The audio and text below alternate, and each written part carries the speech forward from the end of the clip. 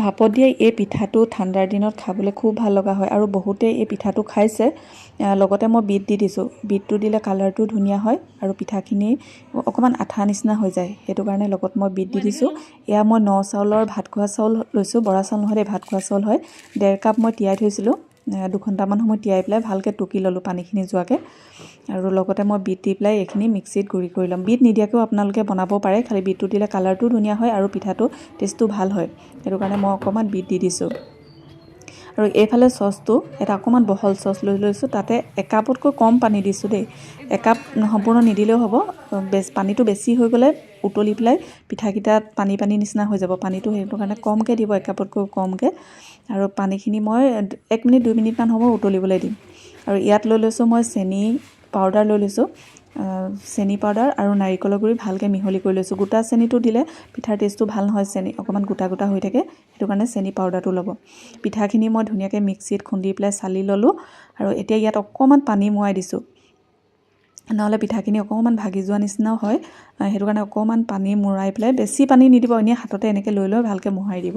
পানীটো বেছি দি দিলে আপোনালোকে আকৌ এবাৰ চালিবলৈ দিগদাৰ হৈ যাব, আৰু যিহেতু পিঠাখিনি আকৌ এবাৰ চালি ল'ব লগা হয়। এনেকৈ গোটা গোটা থাকিলে পিঠাটো ভাল নহয়, সেইটো কাৰণে এনেকৈ হেৰেঙা খৰাহী এটা লৈ ল'ব, বা চাউল চলাৰ যিখন চালনী থাকে সেই চালনীখনতো আপোনালোকে চালি ল'ব পাৰে। গোটাখিনি এনেকৈ ভাঙি দিব। কাপ কেকৰ বাতিটো লৈছোঁ পিঠাকেইটা বনাবৰ কাৰণে। আপোনালোকে যিকোনো সৰু সৰু ষ্টীলৰ বাতিও ল'ব পাৰে, বা প্লেট সৰু চাইজৰ আপোনালোকে যিটো চাইজত ভাল পায় তেনেকৈ লৈ ল'ব। প্ৰথমতে অলপ মই পিঠাগুড়ি দি ল'লোঁ, তাৰ মাজত মই নাৰিকল আৰু চেনি দি দিছোঁ। নাৰিকল চেনিটো যদি তলত লগাকৈ দিয়ে তেতিয়া পিঠাটো এৰুৱাবলৈ অকণমান দিগদাৰ হয়। কিনাৰ ছাইডটোত মই পিঠা দি পেলাই মাজতে এনেকৈ নাৰিকল আৰু চেনিটো এনেকৈ দি দিছোঁ। মিঠাটো আপোনালোকে নিজৰ জোখ অনুপাতে দিব, যিমানখিনি মিঠা ভাল পায়। ইয়াত চেনি বদলি আপোনালোকে গুড়ো দিব পাৰে, গুড় নাৰিকলটোও দিব পাৰে। প্ৰথমতে মই 6টামান পিঠা ৰেডি কৰি ল'লোঁ, আৰু পিঠাগুড়িখিনি এনেও আলহতে দিব লাগে, বেছি হেঁচি দি দিলে এই পিঠাটো অকণমান টান নিচিনা হয়, সেইটো কাৰণে পিঠাগুড়িখিনি ওপৰে ওপৰে দি দিব। আৰু নাৰিকলখিনি যাতে কিনাৰলৈ নালাগে মন কৰিব। মোৰ 1.5 কাপমান চাউলত 12টামান পিঠা ওলাইছিলে। ইয়াতকৈ সৰু চাইজ হ'লেতো ইয়াতকৈ বেছিকৈ ওলাব, বহুতখিনি ওলায়। 2 কাপ 1.5 কাপতে বহুতখিনি পিঠা আপোনালোকে বনাব পাৰিব। আৰু পানীখিনি উতলাৰ পাছত ইয়াত মই পিঠাকেইটা এনেকৈ দি লৈছোঁ। আৰু পানীখিনি উতলাৰ পাছত পিঠাটো দিলে খুব সোনকালে হয়, 2 মিনিটমানতে পিঠাকেইটা ধুনীয়াকৈ সিজি যায়। আৰু একেবাৰতে আপোনালোকে 10টামানো দি দিব পাৰে। মই একেবাৰত 6টামান দি দিছোঁ, 10টামান পিঠা আপোনালোকে একেবাৰতে দি দিব।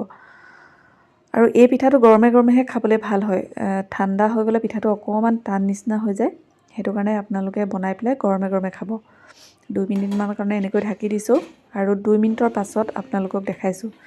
কালাৰটো অকণমান চেঞ্জ হৈ গৈছে, আৰু যেতিয়া বিটটো সিজি যায় তাৰ কালাৰটো অকণমান ডাঠ হৈ যায়, ধুনীয়া কোমল হৈ গৈছে। মই আৰু অকণমান সময় ৰাখি দিম, আৰু 2 মিনিটমান, মুঠতে মই 4 মিনিটমানতে পিঠাকেইটা ধুনীয়াকৈ সিজিয়ে গৈছে। আৰু এয়া আৰু 2 মিনিটৰ পাছত আপোনালোকক দেখাইছোঁ, কালাৰটো আৰু অকণমান ডাঠ হৈ গ'ল, খুব ধুনীয়া হয় কালাৰটো। আৰু এইকেইটা মই এনেকৈ নমাই লৈছোঁ। একদম সহজ পদ্ধতিত বনাব পাৰিব পিঠাটো, আৰু খাবলৈ খুব ভাল হয়। যেতিয়া আপোনালোকে গৰমে গৰমে খাব খুব ভাল পাব। যিসকলে খোৱা নাই, বহুতে বাৰু এই পিঠাটো খাইছে, যিসকলে খোৱা নাই আপোনালোকে এই পদ্ধতিটোত বনাই পেলাই এবাৰ খাই চাব। আৰু একেবাৰে গৰমে গৰমে যদি আমি পিঠাকেইটা উলিয়াই দিওঁ, এয়া দেখিছে গৰম হৈ আছে, গৰমে গৰমে পিঠাকেইটা উলিয়াই দিলে পিঠাকেইটা ভাগি যাব পাৰে। অকণমান ঠাণ্ডা হোৱাৰ পাছত অলপ সময় 1-2 মিনিটমানৰ পাছতে আমি পিঠাকেইটা উলিয়াব পাৰিম। কিনাৰৰ ছাইডটোত অকণমান লাগি ধৰা নিচিনা হয়, সেইটো কাৰণে কিনাৰটোত অকণমান এনেকৈ হেঁচি ল'ব, নতুবা আপোনালোকে এনেকৈ হেঁচি দিব, নহ'লে এখন চাকুৱেদি আপোনালোকে কিনাৰটো এৰুৱাই ল'ব, খুব ধুনীয়াকৈ এৰি যায়। এই গৰমে হৈ আছে কাৰণে এইকণ অকণমান লাগি থকা নিচিনা হৈছে, কিন্তু ঠাণ্ডা হ'লে ধুনীয়াকৈ এৰি যাব। এনেকৈ মই গোটেইকেইটা পিঠাই এৰুৱাই লৈছোঁ, আৰু বাকী পিঠাকেইটাও মই এনেকৈ বনাই লৈছোঁ। একদম সহজ পদ্ধতিত। ঘৰলৈ যদি আলহী আহিব লগা থাকে, আপোনালোকে এই পিঠাটো বনাই পেলাই এইবাৰ বিহুত দিবচোন, খাই খুব ভাল পাব। আৰু বিশেষকৈ সৰু ল'ৰা ছোৱালীয়েও খাই, কালাৰটোৰ কাৰণে খুব ভাল পায় সিহঁতি।